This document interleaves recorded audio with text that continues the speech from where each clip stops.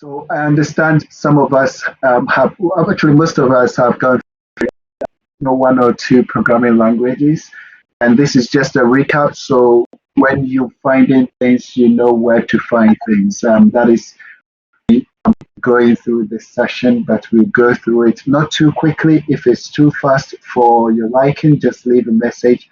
I will slow down. We are going on the same pace. So if you watch the recorded videos, you notice we left off around the constant.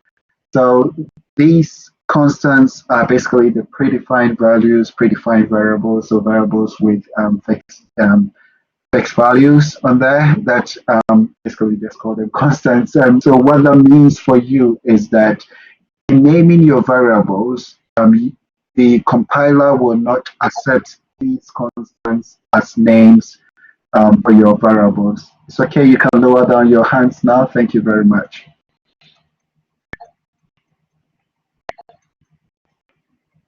So the compiler will not accept these constants as names to your variables. So basically you've got the bool constants or Boolean constants, basically true or false, where true means 1 and then false usually means 0. So you can say you do an if condition on a true, which means in this case, if actually b equals 1. Note that in terms of the comparison on here is the double equal sign. If you use the single equal sign, it means you're assigning b to 1. And in this case, your if statement may run, but you wouldn't get the expected results, or it will always run because you're simply saying if 1, do something. So similarly, high, low, in this case, capitals, please note C, C++ is case sensitive, so it's your programming environment or the Arduino environment. High means 1 and then low means 0. In this case, if you say a digital write or an output should go high, what that means is that you are asserting the voltage on that output, meaning you are sending a 5-volt signal on that particular output in the case of the Arduino Uno. And the low means you are just asserting that particular pin or that particular, in this case, let's say pin instead of signal. So you are sending a 0 volt to that pin. As we've used before, a similar function is the digital write. The pin 13 on the Arduino board is the one with the onboard LED connected to it. So you can use pin 13 for a lot of testing without even adding an external LED. So in this particular case, we are sending a 5 volt or a voltage to pin 13, or we are setting pin 13. So other constants such as input, output, we have been using this in the setup loop to change the value, the configuration of a pin, or assign the configuration to a pin. So in this particular case, if you want to set a pin on the 80 mega 32AP, that's the chip on the Uno, as an output, you use the output command. If you want to set it as an input, you use input command on there. I don't call it command, but it's a constant actually. And note, when setting input and output, we use the pin mode function. So we have the if conditional testing format. I'll just go over the format. So basically, it's if you do a testing on a variable and then the conditional comparison in there, conditional comparison, and then the value that you are comparing it to. So if this particular condition is met, then whatever is in the curly braces will be executed. Note this can be multiple lines, or it can even be a nested if, where you can have an if statement within an if statement. I've also highlighted here, you're not using the assignment statement, you are using the comparison one, which is the double equal sign, less than or equal to. There are conditions where if a statement happens, you want something to happen, or else want something else to happen. You can have several layers of the if else. You can have an if condition met, else if a condition met, else concluding it on there.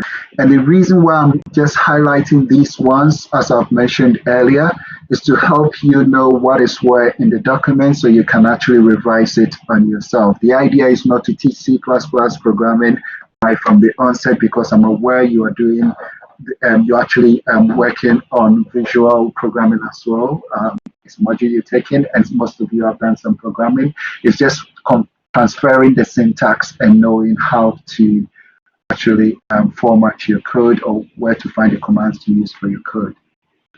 So similarly, you have the for loop. The for loop takes 3 arguments. The first one is the initial value. We used the for loop last week, I believe. Initial value, and then the condition or the end value that you want. So we had something like x equals 0 for int x equals 0, because it was the first time we were using x in the code. And we had x less than 255 on there. And the expression was x55. Expression is actually to increment. I have to be careful here because C, C++ will accept the right syntax, any right syntax code in here, but it may not necessarily be the right condition. So if you say double equal sign or something, it may accept it, but you may have some runtime errors and it wouldn't actually work as expected. Now, there's a way of implementing a forever loop with a for. That is if there is no initialization and there is no end there. So basically for a forever loop, you leave this blank, you leave that blank, you leave that blank, but you need to keep the semicolons because that keeps the format. The loop will run forever. So similar loops, you've got the while. The while checks the condition before what is inside is executed. The condition in there is similar structure as the if. But its cousin, I call it the cousin, is the do while. So do while will at least execute this condition first, and then it will check whether the condition in the while statement is true first. So at least you have do while executing at least once before it gets into the while statement. And you've got an example on there for you as well. So moving a step, actually recap of things that we've used before, the pin mode function and how it works. We use the pin mode to set something as an input or output, or input pull up or input, for if you want to pull up an input to a high voltage source or a 5 volt, which means by default, because the Arduino has pull up connection for each pin, by default you can connect the digital pins to a 5 volt, so you do a 0 volt check on it when running your implementations. Right, and then the digital read to read from a digital pin, and digital write to write to a digital pin. And similarly, if you are dealing with an analog pin, you do the analog read, and if you want to mimic the pulse width modulation, you do an analog write on there. So we have had a look at the delay function, the first hello world code we did. And the delay function, obviously in order of milliseconds, and this is where you need to be careful. When executing the delay function, you simply, similar to putting a for loop for the time duration, you simply keeping the processor busy for the duration of the delay. So if you say delay 5 seconds, what that means is that the processor is very busy doing nothing for 5 seconds. So during that 5 seconds, if you execute an interrupt, like an event happened that you want the processor to respond to, you wouldn't get the right behavior because the processor is stuck in a loop until the delay actually finishes. What this means is that it's not really advisable to use delay functions in interrupt codes or interrupt service routine. So interrupts basically happen to stop the normal execution of a code for something with a higher priority to happen. Something like each time I press my mouse, my processor responds to what I'm asking it to do. So each mouse press, I get a higher priority compared to the other applications that are running.